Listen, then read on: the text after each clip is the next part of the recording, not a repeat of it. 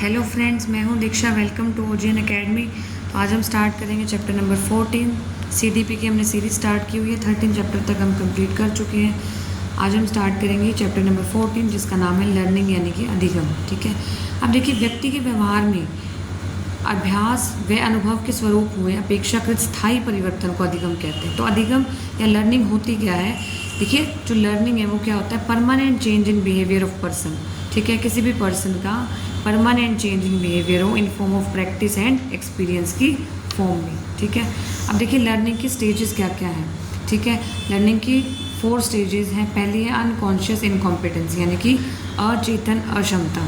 ठीक है। अब देखिए, इसमें क्या है? अचेतन और अक्षमता, मतलब शिक्षार्थी सीखने का कोई कारण ही नहीं दिखता कि शिक्षार्थी को ये लगता है कि इससे सीख के हमें कुछ भी सीख के हमें क्या करना है, तो उन्हें सीखने की कोई आवश्यकता ही नहीं है।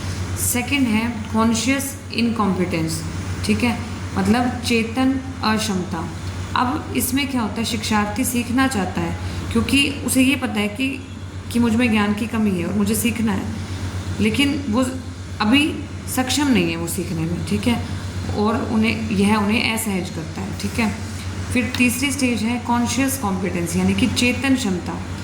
अब देखिए, यह चरण जब होता है जब एक विद्यार्थी ने कौशल हासिल कर लिया, ठीक है, लेकिन अभी तक उस बिंदु पर महारत हासिल नहीं कर पाया, मतलब मास्टरी ऑफ सब्जेक्ट नॉलेज, या मतलब नॉलेज की मास्टरी हासिल नहीं कर पाया अभी वो। ठीक है।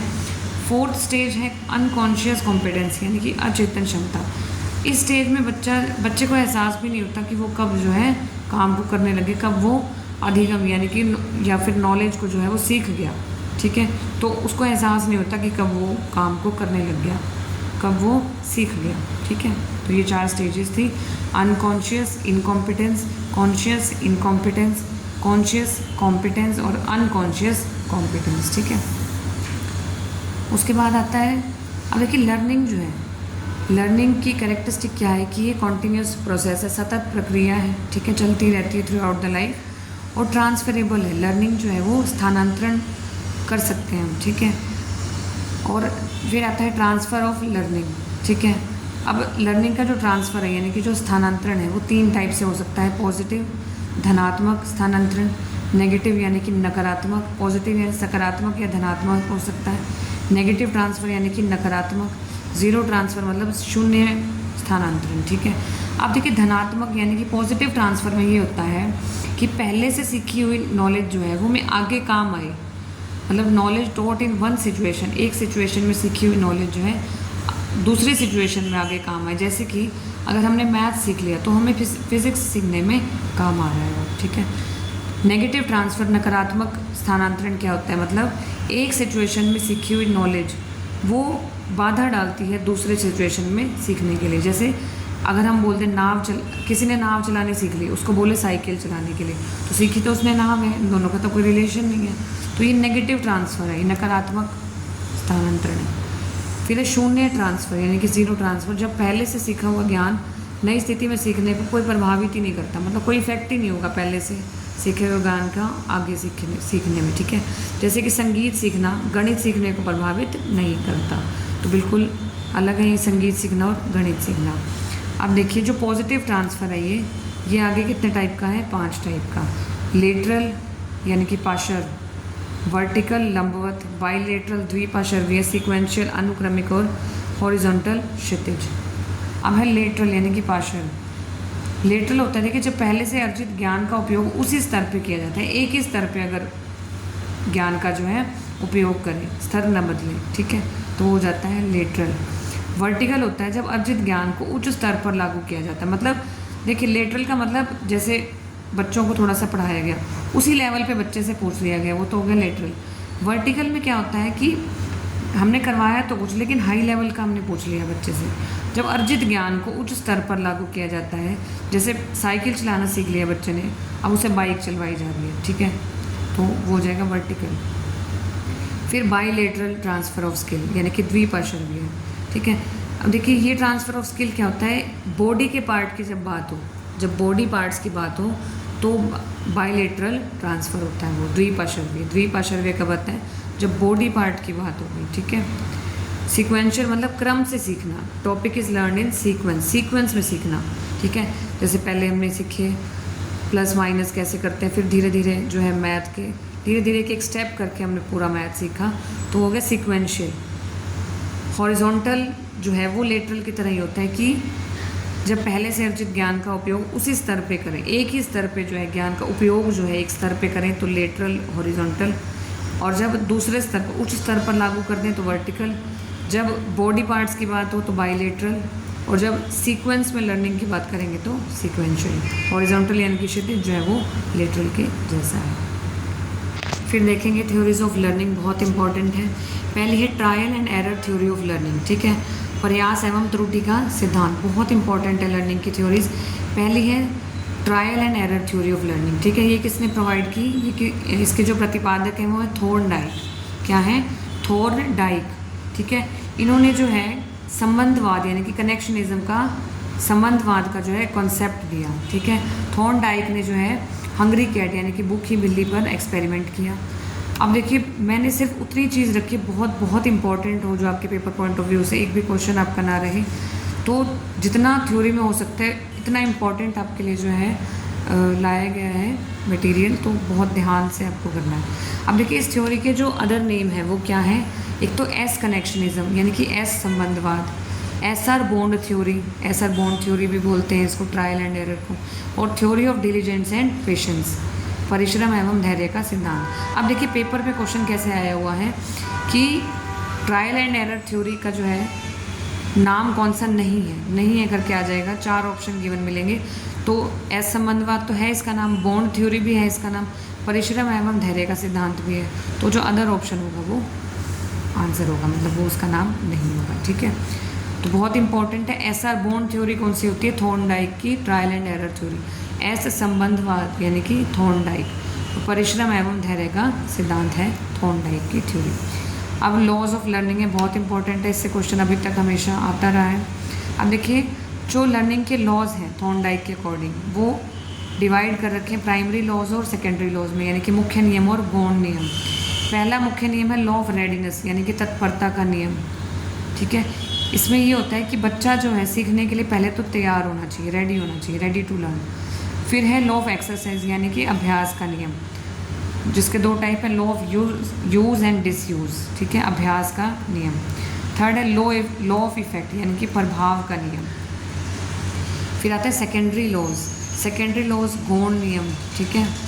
ये कौन से हैं? लॉ ऑफ मल्टीपल रिस्पॉन्स यानी कि बहुप्रतिक्रिया, लॉ ऑफ पार्शियल एक्टिविटीज़ यानी कि आंशिक क्रिया, लॉ ऑफ एटीट्यूड यानी कि मनोवृत्ति, लॉ ऑफ एसिमिलेशन यानी कि आत्मीकरण का नियम, लॉ ऑफ एसोसिएटिव शिफ्टिंग यानी कि संबंधित परिवर्तन का नियम, ठीक है।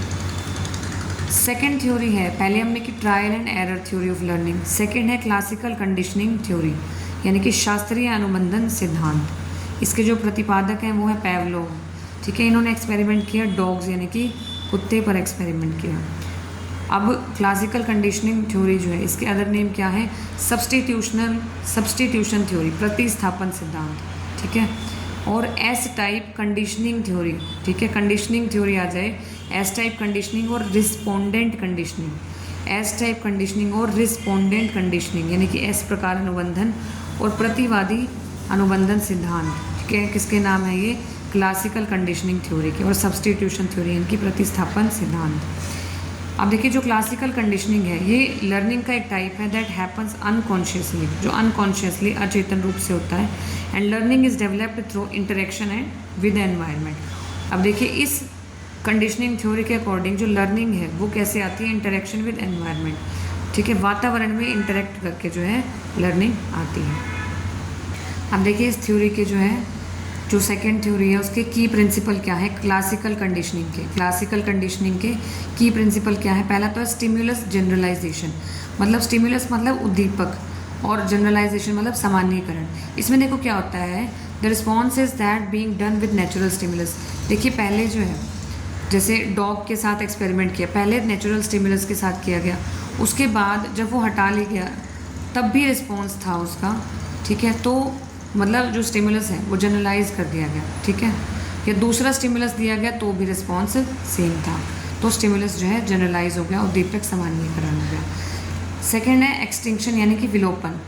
इसका मतलब ये no response when the stimulus is there, चाहे स्टिमुलस ना हो फिर भी रिस्पॉन्स होगा, वो होता है विलोपन। उसमें क्या किया था हमने, स्टिमुलस जो है वो चेंज कर लिया था फिर भी जो है रिस्पॉन्स था। इसमें जो है स्टिमुलस नहीं है तो भी रिस्पॉन्स होगा, विलोपन। ठीक है, मतलब स्टिमुलस का विलोप कर लिया, अगर स्टिमुलस नहीं है एक्सटिंक्शन कर लिया तो भी रिस्पॉन्स है।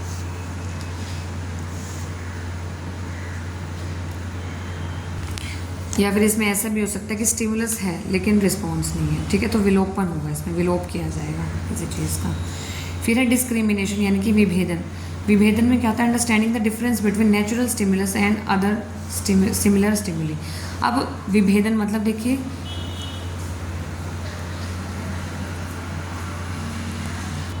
अब देखिए जिस पे एक्सपेरिमेंट हो रहा है मतलब उसे समझ आने लग जाएगा कि नेचुरल स्टिमुलस और अदर स्टिमुलस में डिफरेंस क्या है, अंतर क्या है, डिस्क्रिमिनेशन में, विभेदन में। ठीक है, फिर है स्पॉन्टेनियस रिकवरी यानी कि स्वतः पुनर्लाभ। इसमें क्या होता है, when the condition stimulus is given some more time after the extinction the dog responds again to the condition stimulus.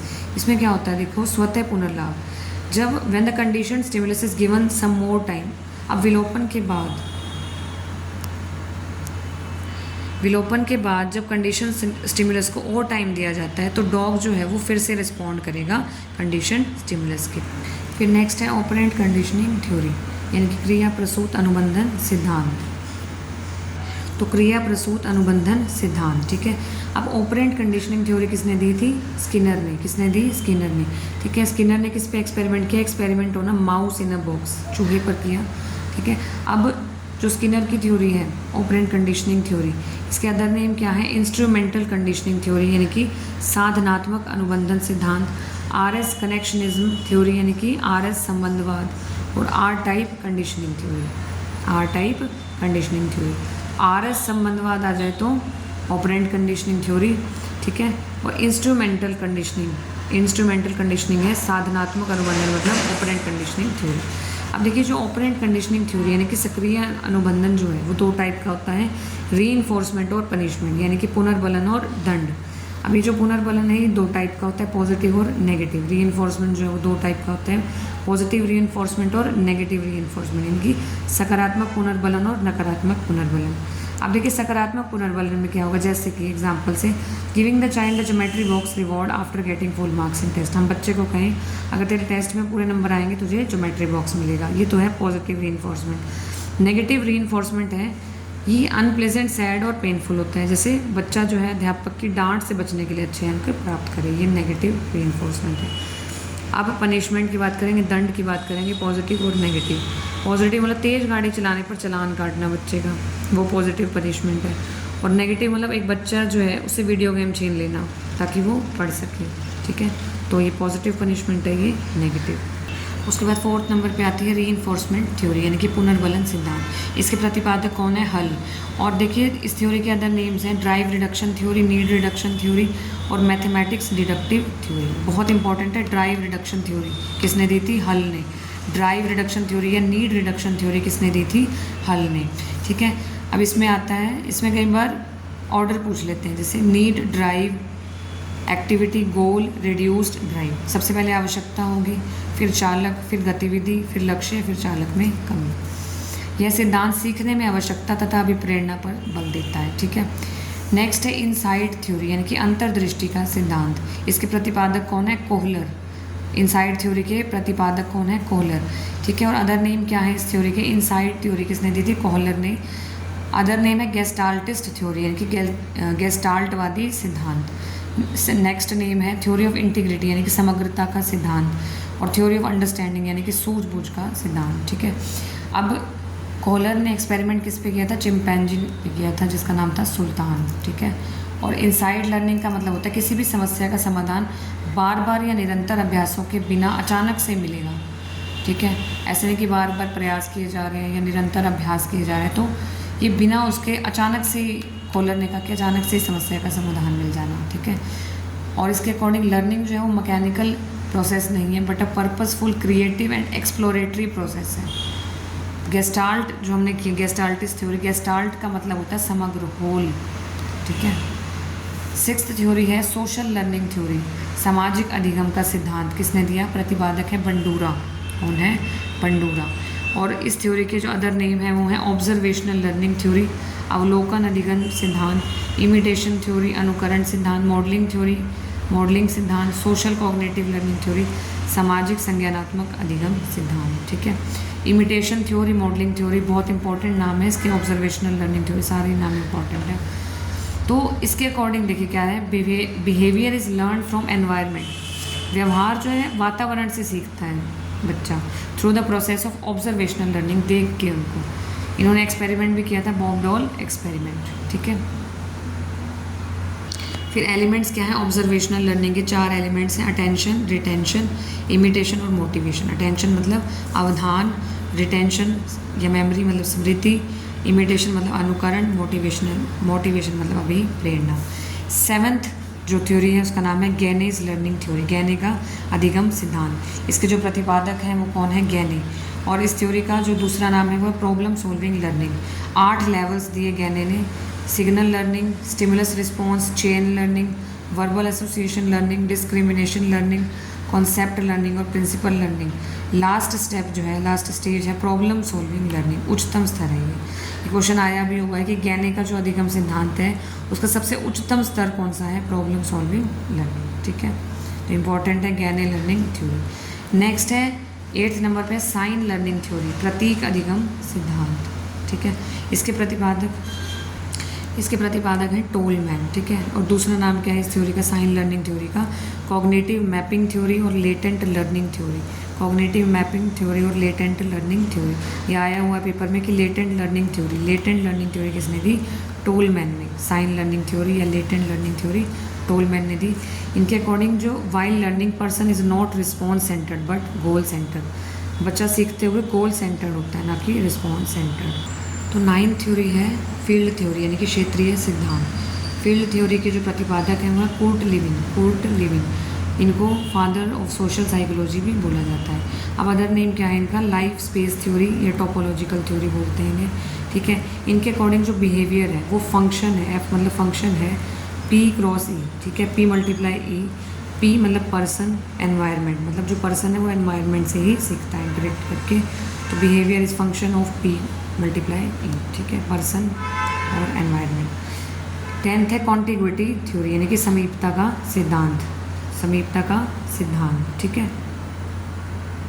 तो समीपता का सिद्धांत इसको बोलते हैं प्रिंसिपल ऑफ सब्सटीट्यूशन यानी कि प्रतिस्थापन का सिद्धांत। इसके प्रतिपादक है गुथरी।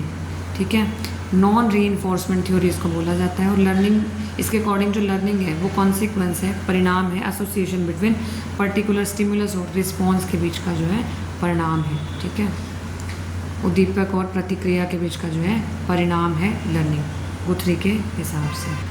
उसके बाद 11 नंबर थ्योरी है ऑसबेल्स थ्योरी ऑफ लर्निंग, ऑसबेल की थ्योरी। अब देखिए अदर नेम क्या है इसके, मीनिंगफुल वर्बल लर्निंग और मॉडर्न कॉग्निटिव थ्योरी। अब ऑसबेल ने जो है रटने पर फोकस नहीं किया बल्कि सार्थक सीखने पर जोर दिया।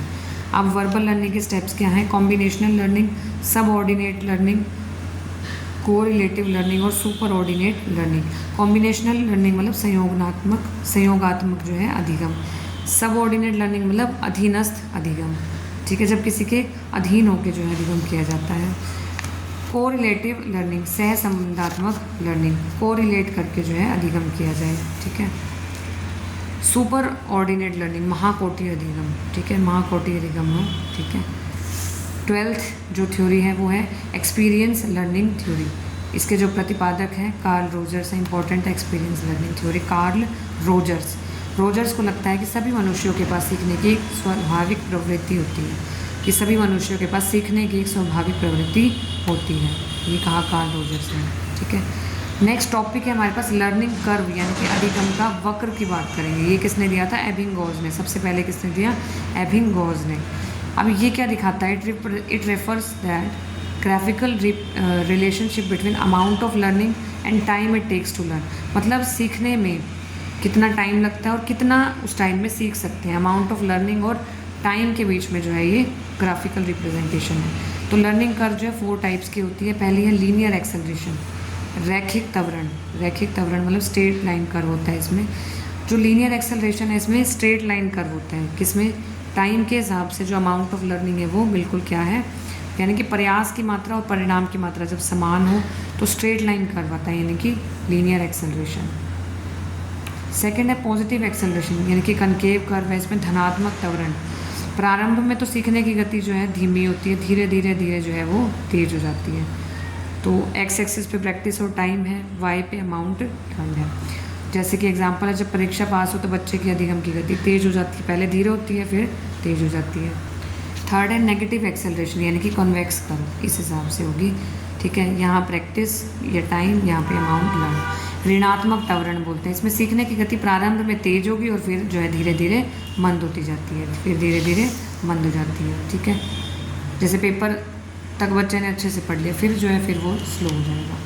फोर्थ है एस शेप कर्व। अब इस ये क्या होती है, कॉम्बिनेशन होती है दोनों का, पॉजिटिव और नेगेटिव एक्सेलरेटेड कर्व। ऐसी होती है एस शेप कर्व, ऐसी एस बन रहा है ना। ये जो है प्लेटू रीजन है, पठार, प्रैक्टिस और अमाउंट लर्न के बीच में ग्राफ है। अब इसी कर्व की विशेषताएं क्या हैं? पहला है इनिशियल लैग, यानी कि प्रारंभिक अंतराल। इसमें learner gets prepared for the task, इसमें प्रिपेयर हो रहा है, अभी इसको कोई लाभ नहीं हो रहा, अभी वो प्रिपेयर हो रहा है टास्क के लिए लर्नर। फिर इंक्रीजिंग गेन, बढ़ता हुआ लाभ, अभ्यास के साथ अब धीरे धीरे लाभ बढ़ने लगेगा। फिर डिक्रीजिंग गेन, घटता हुआ लाभ, बढ़ने के बाद धीरे धीरे लाभ कम होता प्रतीत होगा। प्लेटू फिर पठार आ जाएगा, ये दिखाएगा कि सीखने में कोई प्रगति नहीं हो रही, सीखने में कोई प्रगति नहीं है। फिर एंड स्पॉट, यानी कि अंत उछाल, यह पठार के चरण के बाद अधिगम के पुनरुद्धार को दर्शाता है, दोबारा से जो है इंक्रीज होना शुरू हो जाएगा। फिर सेसेशन ऑफ लर्निंग, यानी कि अधिगम की समाप्ति हो जाएगी। It is the theoretical limit to learning. अब देखिए जो पठार आया है, ठीक है, प्लेटू इनके पठार के जो कॉज है, कारण है, वो क्या है?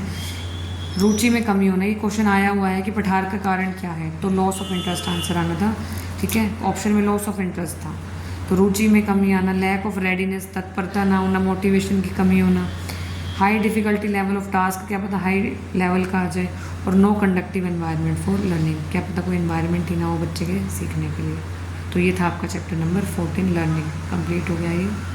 तो ये था आपका चैप्टर नंबर 14। आई होप आपको ये चैप्टर अच्छा लगा होगा। मिलते हैं नेक्स्ट वीडियो में नेक्स्ट चैप्टर के लिए। तब तक के लिए बाय बाय।